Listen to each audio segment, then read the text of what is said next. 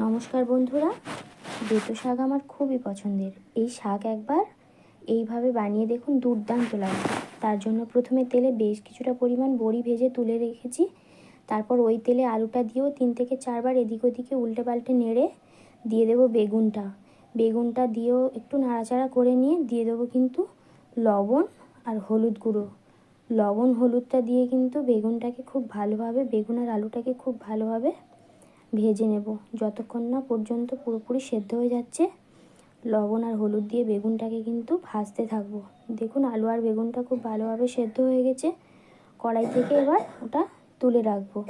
তারপর কড়াইতে বেশ কিছুটা পরিমাণে তেল দিয়ে দেবো। আবারও তেল দিয়ে শুকনো লঙ্কা কালো জিরে ফোড়নে দেবো।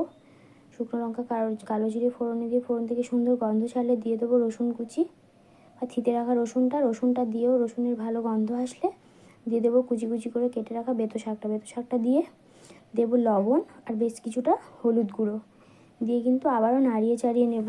দেখুন শাক থেকে জল ছাড়বে লবণ দেওয়ার পরে।